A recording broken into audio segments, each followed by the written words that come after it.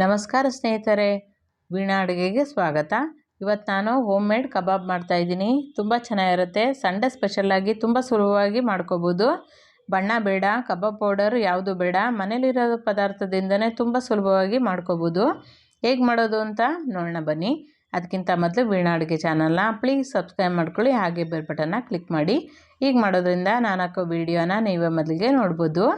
ನಾನಿಲ್ಲಿ 1 kgಯಷ್ಟು ಚಿಕನ್ನ ತೊಳೆದ್ಬಿಟ್ಟು ನೀರನ್ನೆಲ್ಲ ಶೋಧಿಸ್ಬಿಟ್ಟು ಇಟ್ಕೊಂಡಿದ್ದೀನಿ. ಇದಕ್ಕೆ ರುಚಿಗೆ ತಕ್ಕಷ್ಟು ಉಪ್ಪನ್ನ ಹಾಕ್ಕೊಳ್ಳೋಣ. 1 ಟೇಬಲ್ ಸ್ಪೂನಷ್ಟು ಹಸಿಮೆಣಸಿನ್ಕಾಯಿ ಪೇಸ್ಟ್ ರುಬ್ಕೊಂಡಿರೋದನ್ನ ಹಾಕ್ಕೊಳ್ಳೋಣ. ನಿಮಗೆ ಖಾರಕ್ಕೆ ಎಷ್ಟು ಬೇಕಷ್ಟು ಹಾಕ್ಕೊಳ್ಬೋದು. ಹಾಗೆ 2 ಸ್ಪೂನಷ್ಟು ಕಾಳು ಮೆಣಸಿನ ಪುಡಿ ಹಾಕ್ತಾಯಿದ್ದೀನಿ. ಇದು ಸ್ವಲ್ಪ ಜಾಸ್ತಿ ಹಾಕ್ಕೊಂಡ್ರೆ ಚೆನ್ನಾಗಿರುತ್ತೆ. 1 ಸ್ಪೂನಷ್ಟು ಧನಿಯಾ ಪುಡಿ ಹಾಕ್ತಾಯಿದ್ದೀನಿ. 1/4 ಟೀ ಸ್ಪೂನಷ್ಟು ಗರಂ ಮಸಾಲ ಹಾಕ್ಕೊಳ್ತಾ ಇದ್ದೀನಿ. 1/4 ಟೀ ಸ್ಪೂನಷ್ಟು ಅರಿಶಿನ ಪುಡಿ ಹಾಕ್ಕೊಳ್ಳೋಣ. 1/4 ಟೀ ಸ್ಪೂನಷ್ಟು ಜೀರಿಗೆ ಪುಡಿ ಹಾಕ್ಕೊಳ್ತಾ ಇದ್ದೀನಿ. 1 ಟೇಬಲ್ ಸ್ಪೂನಷ್ಟು ಶುಂಠಿ ಬೆಳ್ಳುಳ್ಳಿ ಪೇಸ್ಟ್ನ ಹಾಕ್ಕೊಳ್ಳೋಣ. 4 ಹಸಿಮೆಣಸಿನ್ಕಾಯಿನ ಸೀಳ್ಬಿಟ್ಟು ಉದ್ದುದ್ದಾಗಿ ಹಾಕ್ಕೊಳ್ತಾ ಇದ್ದೀನಿ. ತುಂಬ ಚೆನ್ನಾಗಿರುತ್ತೆ. ಹಾಗೆ 1 ಗರಿಯಷ್ಟು ಕರಿಬೇವನ್ನ ಹಾಕ್ಕೊಳ್ತಾ ಇದ್ದೀನಿ. ಕರಿಬೇವು ಇನ್ನು ಸ್ವಲ್ಪ ಜಾಸ್ತಿ ಇದ್ದರೆ ಹಾಕ್ಕೋಬೋದು. 1 ಟೇಬಲ್ ಸ್ಪೂನಷ್ಟು ಕಸೂರಿ ಮೆಥಿನ ಈ ರೀತಿ ಪುಡಿ ಮಾಡಿ ಕೈನಲ್ಲಿ ಹಾಕ್ಕೊಳ್ಬೇಕಾಗತ್ತೆ. ಹಾಗೆ ಸ್ವಲ್ಪ ಸೋಂಪು ಹಾಕ್ತಾ ಇದ್ದೀನಿ. ಇದ್ದರೆ ಹಾಕ್ಕೊಳ್ಳಿ ಸ್ನೇಹಿತರೆ, ಇಲ್ತಾ ಇದ್ದರೆ ಪರವಾಗಿಲ್ಲ. ಹಾಗೆ 3 ಟೇಬಲ್ ಸ್ಪೂನಷ್ಟು ಕಾರ್ನ್ಫ್ಲೋರ್ ಹಾಕ್ತಾಯಿದ್ದೀನಿ. ಕಾರ್ನ್ಫ್ಲೋರ್ ಹಾಕೋದ್ರಿಂದ ತುಂಬ ಗರಿಗರಿಯಾಗಿ ಬರುತ್ತೆ. ಹಾಗೆ ಇದ್ರ ಜೊತೆನೇ 3 ಟೇಬಲ್ ಸ್ಪೂನಷ್ಟು ಮೈದಾ ಹಿಟ್ಟನ್ನ ಹಾಕ್ಕೋತಾ ಇದ್ದೀನಿ. ನಿಮಗೆ ಚಿಕನ್ಗೆ ಎಷ್ಟು ಬೇಕಷ್ಟು ನೋಡಿ ಹಾಕ್ಕೊಳ್ಬೇಕಾಗತ್ತೆ. 1 ಸ್ಪೂನಷ್ಟು ನಿಂಬೆಹಣ್ಣಿನ ರಸ ಹಾಕ್ಕೊಳ್ತಾ ಇದ್ದೀನಿ. 1 ಮೊಟ್ಟೆ ಹಾಕ್ಕೊಳ್ತಾ ಇದ್ದೀನಿ. 1 kgಗೆ 1 ಮೊಟ್ಟೆ ಹಾಕ್ಕೊಂಡ್ರೆ ಸಾಕಾಗುತ್ತೆ. ಇದನ್ನೆಲ್ಲನೂ ಕಲಿಸ್ಬಿಡೋಣ. ಸ್ವಲ್ಪ ಪುದೀನ ಸೊಪ್ಪನ್ನ ಚಿಕ್ಕದಾಗಿ ಕಟ್ ಮಾಡಿ ಹಾಕ್ಕೋತಾ ಇದ್ದೀನಿ. ಹಾಗೆ ಕೊತ್ತಂಬರಿ ಸೊಪ್ಪನ್ನು ಅಷ್ಟೇ ಚಿಕ್ಕದಾಗಿ ಕಟ್ ಮಾಡಿ ಹಾಕ್ಕೊಳ್ತಾ ಇದ್ದೀನಿ. ಎಲ್ಲನೂ ಚೆನ್ನಾಗಿ ಒಂದು ಸಲ ಚಿಕನ್ಗೆ ಬೆರಿಬೇಕು. ಉಪ್ಪು ಖಾರ ಎಲ್ಲ ಮೈದಾ ಹಿಟ್ಟು ಕಾರ್ನ್ಫ್ಲೋರ್ ಎಲ್ಲ ಚೆನ್ನಾಗಿ ಕಲಿಸ್ಕೊಳ್ಳೋಣ.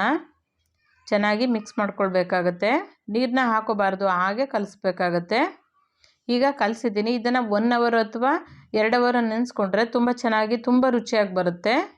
ಫ್ರಿಜ್ಜಲ್ಲಿ ಇಟ್ಕೊಂಡ್ರೆ ತುಂಬ ಚೆನ್ನಾಗಿ ಬರುತ್ತೆ. ನಾನಿಲ್ಲಿ 1 ಅವರು ನೆನೆಸ್ಕೊಂಡಿದ್ದೀನಿ. ಈಗ ಕಬಾಬ್ನ ಬೇಯಿಸ್ಕೊಳ್ಳೋಣ. ಎಣ್ಣೆ ಕಾಯೋದಕ್ಕೆ ಇಟ್ಟಿದ್ದೆ. ಎಣ್ಣೆ ಚೆನ್ನಾಗಿ ಕಾದಿರಬೇಕು. ಕಾದಿರೋ ಎಣ್ಣೆಗೆ ಚಿಕನ್ನ ಒಂದೊಂದೇ ಪೀಸು ಎಷ್ಟು ಬಾಣಲಿಗೆ ಎಣ್ಣೆ ಇರುತ್ತೋ ಅಷ್ಟು ನೋಡಿ ಹಾಕೋಬೇಕಾಗತ್ತೆ. ಚೆನ್ನಾಗಿ ಒಳ್ಳೆ ಗರಿಗರಿಯಾಗಿ ಬರಬೇಕು. 2 ಕಡೆನೂ ಈ ರೀತಿ ಮಗ್ಚಾಕಿ ಬೇಯಿಸ್ಕೊಳ್ಬೇಕಾಗತ್ತೆ.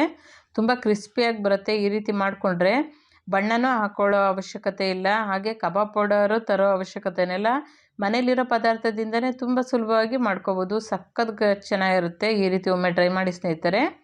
ಎಲ್ಲ ಎಣ್ಣೆನೂ ಚೆನ್ನಾಗಿ ಶೋಧಿಸ್ಬಿಟ್ಟು ತೆಗೆದಿಟ್ಕೊಂಬಿಡೋಣ. ತುಂಬ ಗರಿಗರಿಯಾಗಿ ಬಂದಿದೆ ನೋಡಿ, ಎಷ್ಟು ಚೆನ್ನಾಗಿದೆ. ಹಾಗೆ ಇನ್ನು ಉಳಿದಿರೋ ಅಂಥದ್ದನ್ನು ಅಷ್ಟೇ ಫ್ರೈ ಮಾಡಿ ತೆಗೆದಿಟ್ಕೊಂಬಿಡೋಣ. ಈ ರೀತಿ ಮಾಡಿದ್ರಂತೂ 1 ಪೀಸು ಉಳಿಯೋದಿಲ್ಲ. ಎಲ್ಲರಿಗೂ ಇಷ್ಟ ಆಗುತ್ತೆ. ಮನೇಲಿ ಎಲ್ರಿಗೂ ತುಂಬ ಇಷ್ಟ ಆಗುತ್ತೆ ಅಂತಲೇ ಹೇಳ್ಬೋದು. ಈ ರೀತಿ ಒಮ್ಮೆ ಸಂಡೇ ಸ್ಪೆಷಲಾಗಿ ಟ್ರೈ ಮಾಡಿ. ಹಾಗೆ ಉಳಿದಿರೋ ಅಂಥದ್ದನ್ನು ಇದೇ ರೀತಿ ಫ್ರೈ ಮಾಡ್ಕೊಳ್ತಾ ಇದ್ದೀನಿ. ಈಗ ನಾನು ಸರ್ವ್ ಮಾಡ್ಕೊಳ್ತಾ ಇದ್ದೀನಿ. ಬಿರಿಯಾನಿ ಜೊತೆ ಸರ್ವ್ ಮಾಡಿದ್ದೀನಿ. ತುಂಬ ಟೇಸ್ಟಾಗಿರುತ್ತೆ. ಈ ರೀತಿ ಒಮ್ಮೆ ಟ್ರೈ ಮಾಡಿ. ಹಾಗೆ ಬಿರಿಯಾನಿ ರೆಸಿಪಿನೂ ಅಪ್ಲೋಡ್ ಮಾಡ್ತೀನಿ ಸ್ನೇಹಿತರೆ, ಅದೇ ರೀತಿ ಮಾಡ್ಕೋಬೋದು. ಹಾಗೆ ಚಿಕನ್ ಗೊಜ್ಜು, ಚಿಕನ್ ಗ್ರೇವಿನೂ ಮಾಡಿದ್ದೀನಿ. ತುಂಬ ಸಕ್ಕತ್ತಾಗಿರುತ್ತೆ. ಅದನ್ನು ಅಪ್ಲೋಡ್ ಮಾಡ್ತೀನಿ. ಅದೇ ರೀತಿ ಮಾಡ್ಕೋಬೋದು. ಈ ರೆಸಿಪಿ ನಿಮಗೆ ಇಷ್ಟ ಆಗಿದ್ರೆ ಲೈಕ್ ಮಾಡಿ, ಶೇರ್ ಮಾಡಿ, ಕಮೆಂಟ್ ಮಾಡಿ.